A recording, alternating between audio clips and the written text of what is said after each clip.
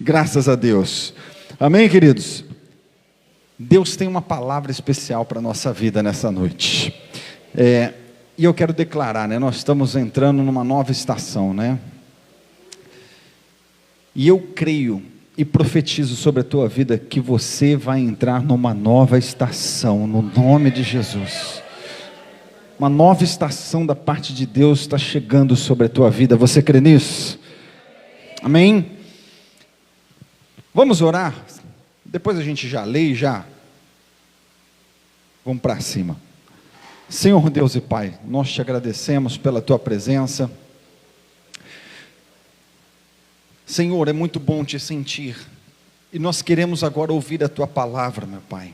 Nós queremos poder compreender tudo que o Senhor tem para nós nessa noite. Então fala no mais profundo do nosso íntimo, no nosso coração, meu Deus.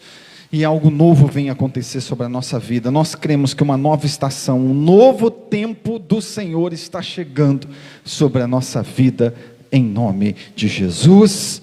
Amém. Eu quero ler um texto lá em Josué, no capítulo 5. Você pode acompanhar, se você está com a sua Bíblia.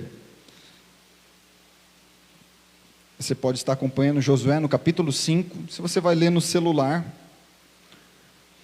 se o aplicativo que você tem te dá as opções de você ver versão, eu vou ler na linguagem de hoje, tá? NTLH. Que benção, né? Olha aí, gente. Fico pensando na tecnologia, como que é benção. Eu tenho na minha casa guardado. Versículo interpretado por versículo, chave bíblica, 4 tipos de Bíblia com versão diferente. Aí, esses tempos agora, lança o celular com tudo ali na mão. Então, você pode chegar no culto. Antigamente tinha esses negócios. Você chegava na igreja, o pastor lia uma versão, você tinha outra versão, falava, está um pouquinho diferente. Agora você já pode selecionar a versão que o pregador vai ler na hora, num clique. É bênção demais ou não é? Eu gosto de tecnologia. Amém? Josué capítulo 5, eu quero ler do versículo 8 ao 12. A nação inteira ficou acampada até que todos sarassem, todos os que foram circuncidados. E o Senhor disse a Josué: hoje eu tirei de vocês a vergonha de terem sido escravos no Egito. Foi por isso que chamaram aquele lugar de Gilgal, e este continua até hoje. Os israelitas estavam acampados em Gilgal, na planície em volta da cidade de Jericó, e ali comemoravam a Páscoa na noite do dia 14 do primeiro mês. No dia seguinte comeram alimentos daquela terra, cereais torrados e pão sem fermento. Depois disso os israelitas não tiveram mais o maná, porque ele parou de cair do céu. Desse ano em diante, eles começaram a comer os alimentos da terra de Canaã. Quero ouvir um glória a Deus bem forte. Talvez você não entendeu ainda, mas você vai entender, porque o que Deus tem para falar com a gente é poderoso, amém? Presta atenção uma coisa. Eu disse que uma nova estação de Deus está chegando sobre a nossa vida, porque foi o que houve com o povo de Israel. Durante muito tempo eles ficaram escravos, e quando eles decidiram ouvir aquilo que o Senhor estava conduzindo, e começaram a caminhar em rumo à sua liberdade, eles ficaram no deserto por muito tempo, até que eles chegaram no lugar, pertinho da terra prometida, e ali o Senhor, falando com Josué, deu uma ordem a ele. Falou assim: eu quero que você pegue todos os homens e circunde eles, porque todos eles cresceram no deserto e não passaram pelo processo da circuncisão. A circuncisão era um costume do povo de Israel, que era uma aliança que era feito. Por exemplo, ao 8º dia, os homens, eles eram circuncidados, era cortado o prepúcio deles, como um sinal de aliança. Então, toda aquela geração de homens, por estar no meio do deserto, eles não passaram por esse processo. Então o Senhor, ele dá uma direção a Josué. Ele diz assim: para todos, e circunde, e corte o prepúcio de todos. Um sinal de aliança comigo. Você sabe que aquele local, depois ele foi chamado de Gilgal. E esse é um lugar profético, é um lugar de mudança de estação. Ele ficou marcado na história do povo de Israel. Aquele local, ele foi um lugar que marcou de fato uma mudança de etapa, um novo ciclo, um novo começo ali. Se iniciou a partir daquele local. E coisas maravilhosas aconteceram ali. Uma delas, e eu quero falar, que foi o renovo de Deus sobre a vida deles. A circuncisão, como eu disse, ela significava uma aliança. E você sabe que muitas vezes fazer aliança com Deus machuca, dói. Sim ou não? Dói na alma às vezes, dói no corpo, dói em tudo. Em que sentido que eu estou falando? No sentido de renúncia, no sentido de gerar coisas em nós abrimos mão. Porque isso acontece, a partir do momento que você fala: Senhor, eu tenho uma aliança contigo, renúncias vão ter que ser feitas. Porque é impossível nós caminharmos uma vida cristã, às vezes sem uma renúncia. E a aliança exige isso de nós. Por exemplo, olhei para Silvio e para o Cleiton, né? Casaram, né? Esses dias agora. Hoje cedo nós estamos fazendo um ensaio do casamento coletivo. Aliança não exige renúncia? Se você é casado, você sabe o que eu estou falando.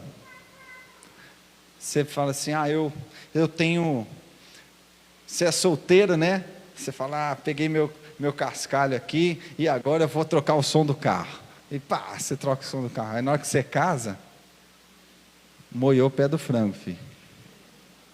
Você tem que comprar comida para dentro de casa. Se tem nenê, prepara que você vai gastar com fralda, você vai gastar com um monte de coisa. Porque a aliança, ele exige. E não é diferente com Deus. Porque a partir do momento que nós se aliançamos com o Senhor, como diz a Bíblia, que eles foram circuncidados depois de velhos. Todo mundo aqui tem noção do que é a circuncisão? Quem tem, levanta a mão. É pegar o órgão masculino, que muita gente percebe que não sabe. Você pega aquela pele e faz assim, ó. E na época não tinha faquinha, cirurgia, laser. O negócio era bruto. Aí quando é pequeno, é que nem quando fura a orelha, você não sente muito. Você é bebê, 8º dia, você... né? Agora, depois de grande, meu amigo, o negócio deve ser tenso, hein? Sim ou não? Eu leio isso aqui e eu fico pensando. Falo: Jesus. Porque às vezes fere. E é o que acontece. Quando nós se dispomos a fazer uma aliança com Deus, marcas vão ser feitas em nós. Às vezes Deus vai bater na gente, num bom sentido eu digo. A palavra vem, faz assim, ó, chacoalha, mexe com você, mexe com o teu interior, começa a tratar no fundo, sabe, do seu coração, no fundo das suas emoções. Deus, quem já foi chacoalhado aí? Eu vejo o pessoal brincando, né? Nossa, saí mancando hoje da igreja, tomei Hadouken, tomei não sei o quê. É mais ou menos assim. Você se aproxima de Deus, você começa a se aproximar do Senhor, meu querido, você vai enxergar em você coisas que você nunca enxergou antes.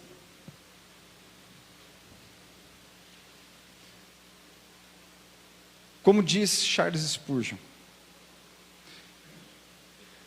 Todas as vezes que eu li a Bíblia, eu não encontrei nenhum defeito nela. O único defeito que eu sempre enxerguei foi em mim. Quando Isaías se aproximou do Senhor, ele dizia assim: quem sou eu, Deus? Ai de mim. Porque isso acontece com a gente. Se você se sente muito santo, se você se sente muito reto, se você se sente, imponente, um cara forte, sabe, o bom da boca, eu vou dizer para você, talvez você esteja um pouquinho longe de Deus. Porque quanto mais perto de Deus você está, mais fraco você vê que você é e você precisa dele. Por isso o apóstolo Paulo dizia: de todos os pecadores, eu sou o pior. Porque é isso que acontece com a gente começa a olhar para nós e ver o tanto falho que nós somos. Mas eu quero te dizer uma coisa, a aliança vai pedir isso de você, vai exigir isso, vai gerar feridas. Você sabe o que eu olho? E eu vejo uma coisa muito especial aqui, presta atenção nisso. Que a Bíblia diz assim, ó: a nação inteira ficou acampada até que todos fossem sarados. Eles foram circuncidados, gerou feridas, mas o acampamento inteiro não avançou até que eles fossem sarados. Você sabe o que acontece para um novo ciclo, uma nova estação acontecer na nossa vida? A gente precisa ser sarado. Enquanto a gente for uma pessoa que estiver com as feridas abertas, nós não avançamos. Enquanto nós somos aquela pessoa dodói, que tudo nos fere, que tudo nos machuca, que tudo é complicado, que, sabe, qualquer coisa te tira do sério, qualquer coisa te magoa, qualquer coisa te deixa para baixo. Enquanto nós estivermos com feridas expostas, o acampamento não anda. Perceba uma coisa, uma pessoa que ela vive com feridas abertas, não apenas ela não anda, mas quem está ao redor dela também não avança.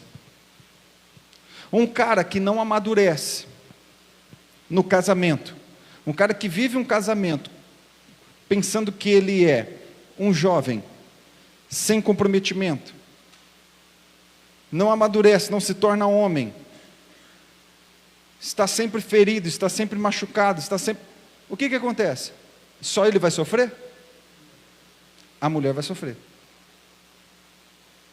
A mulher que tudo é complicado, acha pelo em ovo, sempre está arrumando picuinha, sempre tem alguma coisinha, sabe, tudo incomoda, não releva nada, é tudo na ponta de faca, o negócio é complicado.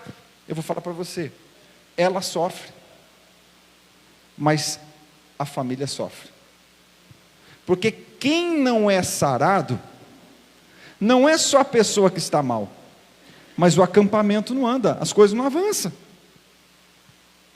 E a Bíblia diz que eles ficaram ali até que todos fossem sarados. Eu vou dizer para você, se tem alguém ferido, todo mundo vai sentir. Então nós não vamos avançar. E quantos casamentos que eu vejo não avançando, porque um não é curado. Quantos ministérios enterrados, porque pessoas não são curadas, não são saradas. Elas não resolveram a sua vida para passar por um processo de cura. Então qualquer coisinha é motivo de briga. Por exemplo, quantas pessoas que poderiam estar voando no ministério, poderiam estar sendo útil na presença de Deus, mas sabe que existe uma ferida, mas em vez de eu procurar cura,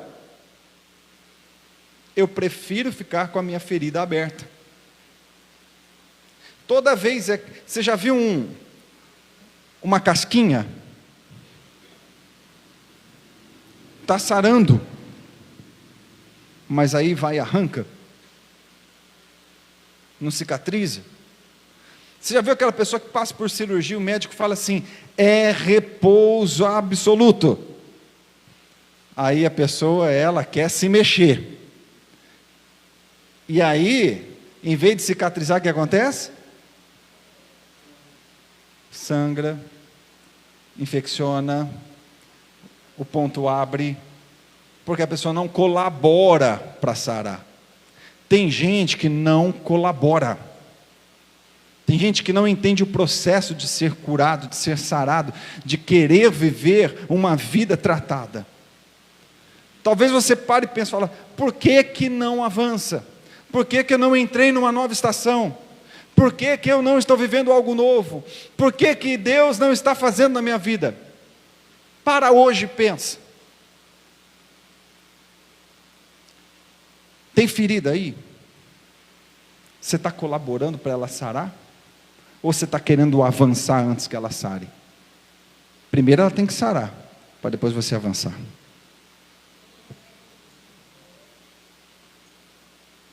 Primeiro você sara, depois você avança. Não você avança, para depois sarar.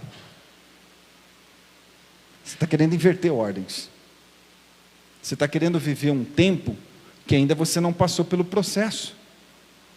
É necessário o processo. Ou você acha que Deus não quer que você viva um tempo novo? Querido, Deus quer que você viva uma estação nova, mas a primeira coisa que tem que acontecer é ser sarado. Ser sarado. Levantar a cabeça, passar pelo processo, entender isso aí. Eu percebo, hoje cedo eu estava conversando na hora que acabou o ensaio, nós estávamos uma turminha lá, né, conversando sobre a igreja, sobre o momento da igreja, e enfim, algumas coisas, e eu falando assim, gente, eu entendo claramente que algumas coisas começaram a acontecer depois que eu abri a minha visão. Porque se tem alguma coisa de errado, não é com Deus, é com a gente. Só que a gente é teimoso. Sabe, a gente é teimoso às vezes. A gente sabe que a ferida está aberta, sabe que tem alguma coisa errada, mas a gente não colabora. E eu entendi que eu tinha que passar por alguns processos para que Deus pudesse trabalhar na minha vida ou fazer algo através de mim. Porque nós somos criaturas em constante evolução, constante em crescimento. Enquanto você está com seus olhos abertos, você está em evolução. Então entenda uma coisa, tem coisa na sua vida para ser tratada? Tem. Então deixa Deus tratar você. Seja maleável, seja tratável, não seja turrão. Sabe, não seja, não, é assim mesmo, é do meu jeito, é da minha forma. Então tá bom, você vai continuar caminhando ferido. Sabe, presta atenção uma coisa. Se você está ferido e tenta caminhar ferido, vai continuar ferido. Agora, se você está ferido, a ordem de Deus é: trata para avançar. A gente acha que o tempo de tratamento, ele é um tempo perdido, mas não é. No tempo de tratamento, Deus vai fazer algo tão lindo na tua vida, que você vai avançar com mais força e rapidez. Por exemplo, senti a lesão sexta-feira, pisei, torci. Nossa, e foi bem o tornozelo que eu tinha machucado, já um bom tempo atrás. Eu ia tentar correr. Nossa, está doendo. Aí você vai. Você está sentindo. Só que eu estou achando que eu estou indo mais rápido. Não estou. Agora, se eu paro, trato, passo a pomada, faz o que tem que fazer, amarra a atadura, dá uma ajeitada, o que eu vou conseguir fazer? Ir mais rápido. Se eu estou ferido, eu preciso ser sarado.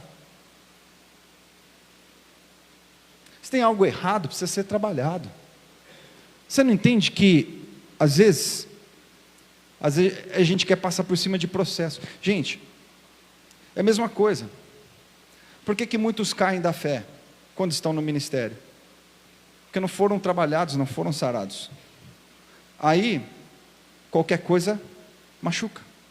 Qualquer coisa fere. Se você levantar um líder e ele não estiver sarado, na hora que algum discípulo virar para ele e falar assim: não quero mais saber, ele vai se ferir. Porque ele não é sarado. Ele acha que o problema é com ele. Você entendeu? Se alguém passa perto de você, não te cumprimenta, eu estou mal porque não me cumprimentou, eu estou mal porque não me deu atenção. Não, às vezes você nem... sabe o que eu carrego comigo? Uma vez, eu fazia, acho que umas 2 semanas, eu tinha assumido a liderança de louvor, na época em Jaboticabal. Foi bem assim, tinha uns 2, 3 anos de igreja. E quando eu fui para a igreja, a gente já vivia um trupé dentro da minha casa, no sentido do meu padrasto com a minha mãe. Sempre debaixo de ameaça, sempre debaixo de briga, sabe? Aquele clima tenso, de agressão física, agressão verbal. Eu cresci num ambiente assim. E quando eu tinha, acho que acabei de assumir a liderança, eu recebo a notícia que eles estavam brigando feio, estavam quase se agredindo. Tinha acabado o ensaio. Sabe quando você está com a cabeça em outro lugar? Aí eu saí correndo assim, né, para ir para minha casa. Aí passou uma irmã, agora virou líder de louvor, nem cumprimenta.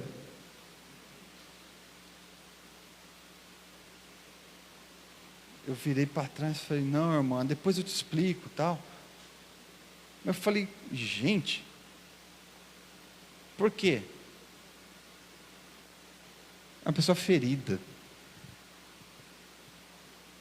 Infelizmente, foi uma pessoa que não avançou na fé, com potencial grande.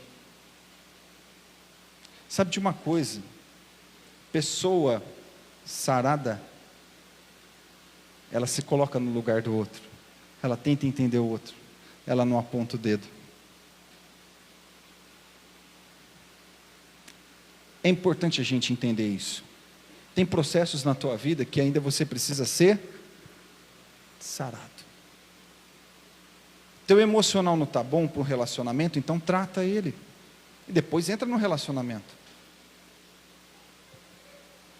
Você não está pronto para algo, seja tratado naquilo, e depois avance. Mas as pessoas, elas querem sair do nada, cheio de ferida, e ir para o topo arrebentado. Existe um processo, e você precisa passar por ele. Deus não está rejeitando uma nova estação para você. Ele está dizendo nessa noite: o primeiro passo é ser sarado. Primeira coisa, você fez aliança? Ele vai começar a trabalhar em você, vai mexer nas tuas feridas, e ele vai dizer para você: você precisa ser sarado. Aí você vai avançar. Outra coisa que acontece em Gilgal, isso aqui é muito lindo. Diz assim, que ele, em Gilgal, olha só o que Deus fala para Josué: Josué, eu tirei vocês a vergonha de terem sido escravos no Egito. Deus falou assim: aqui em Gilgal, eu vou trabalhar tanto em vocês, vou fazer algo tanto em vocês, que eu vou arrancar de vocês o opróbrio, a vergonha do tempo que vocês ficaram escravos. Eu vou arrancar de dentro de vocês aquele pensamento escravo. Eu vou tirar de dentro de vocês a forma de ver a vida escrava. Eu vou tirar de dentro de vocês aquilo que contamina vocês de avançar. Porque o que muitas vezes impede a gente de viver algo do melhor, uma nova estação, é o Egito aqui dentro. Porque talvez nós saímos do Egito, mas o Egito não saiu dentro da gente. A gente saiu de lá de fora, mas lá de fora não saiu aqui de dentro.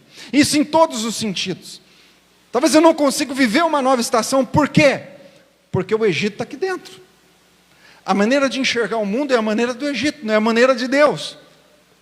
Você enxerga o mundo como o Egito vê, não como Israel vê. Você enxerga o mundo como Faraó, seus exércitos, a sua cultura.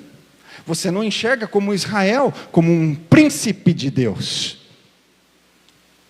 E Deus, para poder fazer algo novo, Ele fala assim: eu preciso arrancar de dentro de vocês a maneira que vocês enxergavam. Tanto é, presta atenção, quando eles vão espiar a terra, qual que é o relatório que a maioria dá? Ih, tem gigante, não vai dar certo. Nós somos gafanhoto aos olhos deles. Nós somos pequenininhos, nós não vamos conseguir. Só que tinha Josué e Caleb que diziam assim: ei, vamos avançar e vamos conquistar, porque Deus está conosco, e nós vamos vencer a guerra, não importa que tenha gigantes lá, mas nós vamos entrar, e vamos derrubar, e vamos avançar. Então entenda uma coisa, por que Josué se tornou cabeça? Porque ele já enxergava como Deus enxergava. Mas para entrar em Canaã, na terra prometida, onde Deus prometeu, a nação precisava enxergar diferente. Então Deus ali em Gilgal, Ele fala assim: eu vou arrancar de dentro de vocês o opróbrio, a vergonha de terem sido escravos. Porque quando você passa muito tempo com uma mentalidade escrava, queridos, isso impede a gente de viver muita coisa da parte de Deus. Vou falar algo aqui financeiro, por exemplo. Se eu falar que você pode sair de um salário de 3 mil e ganhar um salário de 30, 40 por mil por mês, quem crê que Deus pode fazer isso? Está vendo como que o amém é murcho?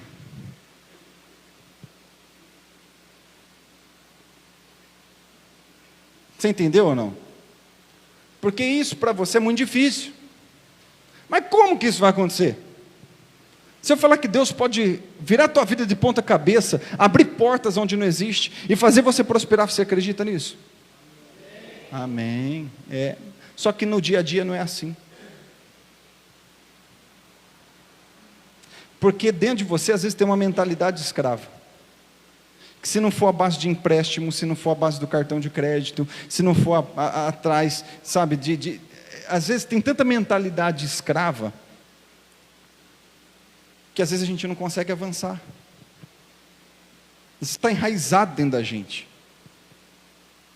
Então, mentalidade assim, de quê? Que eles estavam sendo libertos, presta atenção nisso, eles estavam sendo libertos, Deus sustentando eles com maná, Deus mandando carne para eles, Deus cobrindo eles com uma nuvem, uma coluna de fogo, guiando eles no meio do deserto. Realmente eles estavam vivendo o sobrenatural, e eles no meio do deserto, sabe o que eles sentem? Saudade da cebola que eles comiam no Egito. A mentalidade do Egito estava dentro deles. E, queridos, presta atenção. Presta atenção, isso aqui é rema de Deus para a tua vida. Eu quero que isso aqui entre dentro de você, queima em você, você passe a entender isso aqui. Pelo amor de Deus, presta atenção nisso. Se você não permitir Deus entrar dentro de você e tirar essa mentalidade, e você enxergar a vida, enxergar as coisas com a mentalidade de Deus, você não vai conseguir passar por uma nova estação. Porque o trabalhar de Deus passa pela minha mente. O trabalhar de Deus passa pelo que eu acredito. O que Deus pode fazer passa por muito que está aqui dentro, guardado. Eu não sei se você está entendendo nisso, mas, por exemplo, se você crê apenas, eu não estou aqui, sabe, eu não quero fazer apologia que você não precise disso, mas, por exemplo, você está passando por um tratamento, de repente, psicológico, está com um medicamento, e você coloca assim: não, é só isso, eu tenho que passar por isso, e você não enxerga que Deus pode entrar com uma providência na tua vida, pode de uma hora para outra te tocar, mudar a tua mente, mudar a tua história, mudar a tua maneira de enxergar, encher o teu coração, encher você de vida, e transformar a sua vida. Se isso não entrar dentro de você, que você sabe sim que existe a importância do médico, mas você serve o médico dos médicos, que pode te tocar, pode te mudar, pode te curar, pode transformar a tua vida por inteira. Sabe, quando isso queima dentro de você, você fala, isso é capaz, isso é possível, é porque começou a acontecer uma mudança de mentalidade. É quando você pega a palavra e fala assim, o Senhor me fez para sentar entre os príncipes, num lugar de destaque, e você começa a olhar para você e fala assim, peraí, eu não nasci, Deus tem uma promessa sobre a minha vida, que eu não fui chamado para viver de migalhas, mas eu fui chamado para comer o melhor dessa terra.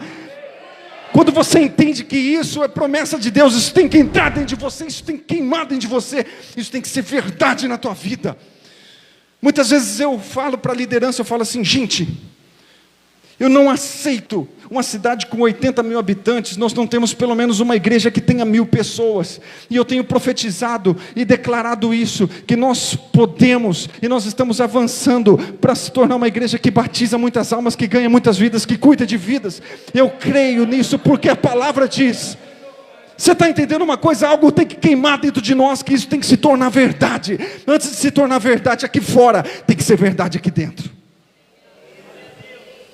Mas tem que tirar o opróbrio, tem que tirar a vergonha do Egito. O que acontece? O tempo de sofrimento, ele causa tantos traumas, tantas marcas, tantas mágoas, tantas coisas dentro da gente, que parece que a gente vai viver a vida inteira carregando isso. E que a nossa vida inteira foi fadada ao fracasso, a viver rastejando. Mas para que eles entrassem em Canaã, Deus falou assim, eu vou tirar hoje de vocês a vergonha, eu vou tirar de dentro de vocês esse pensamento. Sabe, talvez você olhe e fale assim, eu não posso, eu não consigo. Olha, é tanto tempo sofrendo, é tanto tempo apanhando, é tanto tempo vivendo uma vida complicada. Pastor, o senhor não sabe que eu já passei. Eu fui traída, eu fui abusada, eu vivi tempos difíceis na minha vida. Mas eu quero dizer para você que Deus vai tirar essa vergonha da tua vida e vai usar todo o teu sofrimento para te levantar e te usar. Eu não sei se você está entendendo. Isso tem que queimar dentro de você. Você entender que existe um Deus que pensa diferente do que você sempre viveu. Se isso não se tornar verdade na tua vida, se isso não queimar dentro de você, não é possível virar a estação. Às vezes a gente está preso. Por quê? Porque a gente não permitiu Deus tirar a vergonha de nós. Quando eu leio isso, eu falo, gente, que coisa preciosa. Porque o Senhor disse a Josué, eu vou tirar de vocês a vergonha de vocês terem sido escravos. Isso quer dizer o quê? Nossa, isso é muito forte. Quer dizer, eu vou olhar para trás e vou falar assim, eu fui escravo, mas hoje eu não sou mais. Você entendeu? Você vai olhar e aquilo não vai ser mais presente, aquilo vai ser passado. É isso que Deus quer fazer com você. Você vai olhar para a tua marca de derrota, para a tua marca de sofrimento, para a marca daquilo que sempre te prendeu, para os traumas. Você vai olhar e vai falar, isso é passado, isso não é presente, isso ficou no passado, isso não está mais comigo. Você entendeu? Na hora que você consegue olhar que isso é possível, queridos, tudo começa a mudar. Uma estação vira, algo vira, uma chave vira dentro da gente, porque isso se tornou verdade aqui dentro. Isso não é mais coisa do presente, ai, tão difícil para mim. Não, era difícil para mim. Eu vivi isso, hoje eu não vivo mais. Pastor, mas como assim? Nós está aqui em Gilgal ainda, nós não entramos na terra prometida. Mas aquele que é da fé entende que as coisas mudam, não quando tudo está bem, mas as coisas mudam a partir do momento que você recebe uma palavra.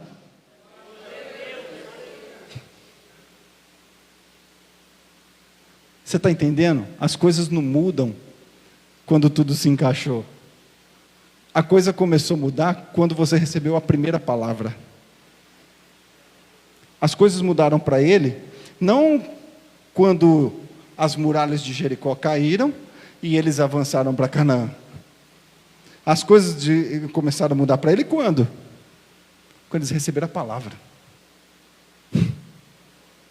Por isso que eu digo que hoje pode começar uma nova estação na tua vida, nos teus negócios, na tua família, na tua saúde, porque você vai receber essa palavra, você entendeu? As coisas podem virar a chave a partir de uma palavra, e foi o que aconteceu. Tanto é que eles estavam acampados na planície em volta da cidade de Jericó. E ali eles comemoraram a Páscoa no dia 14 do primeiro mês. No dia seguinte comeram alimentos da terra, cereais, torrados, pão sem fermento. Depois disso os israelitas não tiveram mais o maná, porque ele parou de cair do céu. Desse ano em diante, eles começaram a comer os alimentos da terra de Canaã. Ei, olha para cá, eu já estou caminhando para encerrar. Mais uns 49 minutos, mais ou menos, eu encerro. Diz que sempre quando o pregador fala assim, estou terminando, é 15 minutos a mais na conta que vai entrando, né?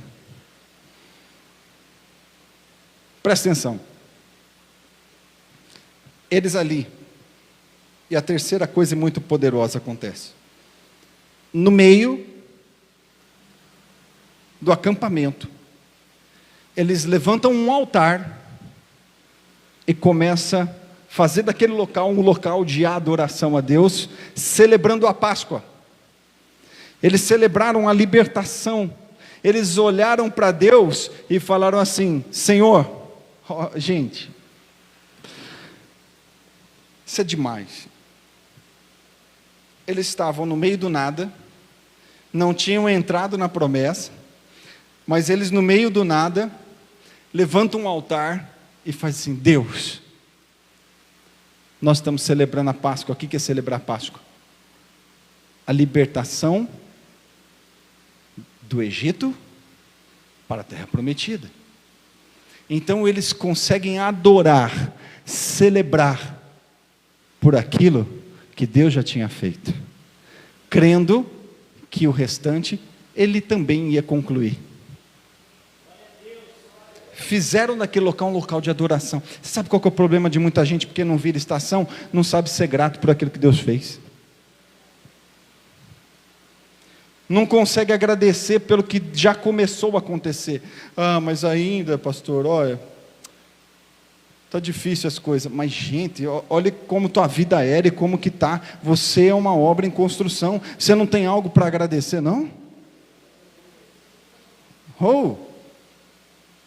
Deixa a gratidão entrar no seu coração, porque a gratidão tem a ver com adoração. Quando nós aprendemos a ser grato por aquilo que Deus já fez, e nós começamos a levantar um altar, talvez no meio do nada, e Deus começa a preparar o nosso futuro. Quando nós somos gratos por aquilo que já aconteceu, nós estamos se preparando para alcançar aquilo que Ele prometeu. Você está entendendo? Eles no meio do nada, Deus, obrigado. A Páscoa é isso. Nós éramos escravos, não somos mais. Nós cremos que nós estamos caminhando para o nosso destino. E ali começaram a adorar o Senhor. E no lugar da adoração, acontece algo poderoso. Vem a provisão. Grava isso. No local da adoração, vem a provisão. Vamos repetir todo mundo junto? No local da adoração, vem a provisão. Você vai entender melhor.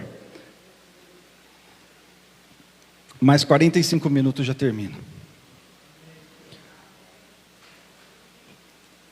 Presta atenção, A história diz que Deus mandava maná todo dia, para alimentar eles no meio do deserto. Porque deserto não dá plantação, não dá fruto, não dá nada, certo? Então Deus mandava um pão, que era leite e mel, né? Todo dia caiu o maná. Você vai entender que isso é poderoso. Vinha o maná e Deus cuidava.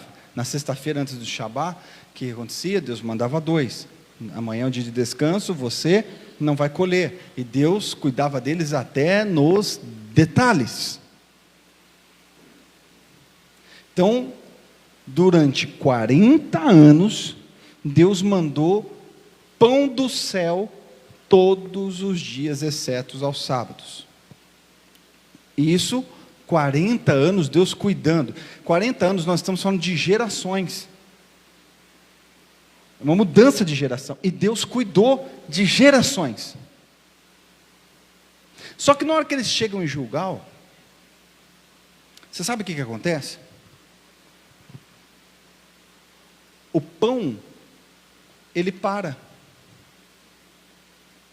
E eles passam a comer verduras, legumes, provisões, tudo que tinha, que a terra poderia oferecer, eles começam a comer. Deus não tira algo da tua vida se não for para te dar algo melhor.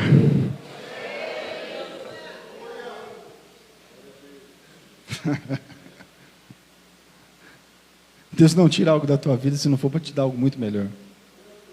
Porque durante 40 anos vinha o pão do céu. Era algo bom, extraordinário, sobrenatural. Mas chegaram num ponto, no local da adoração, no lugar onde eles estavam ali adorando a Deus, no lugar onde eles conseguiram ser grato a Deus, passaram pelo processo, Deus tirou a vergonha, eles adorando ao Senhor, ali naquele local, se tornou um lugar de provisão de Deus. Eu creio e profetizo sobre a tua vida, que essa nova estação de provisão está chegando sobre a tua vida. Queridos, presta atenção uma coisa, eu tenho uma palavra que eu preciso liberar.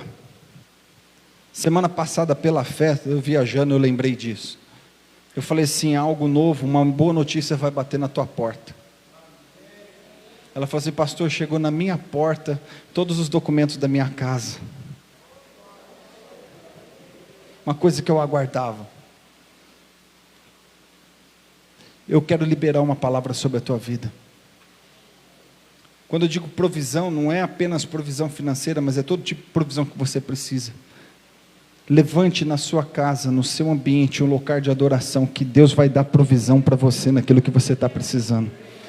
A tua cura pode chegar, a porta aberta pode vir, negócios novos vão surgir para você, que você de repente não entendia. Deus vai dar uma direção para você, vai aparecer um parceiro novo, vai aparecer um cliente novo, vai aparecer uma direção nova, porque no lugar da adoração vem a provisão de Deus sobre a tua vida.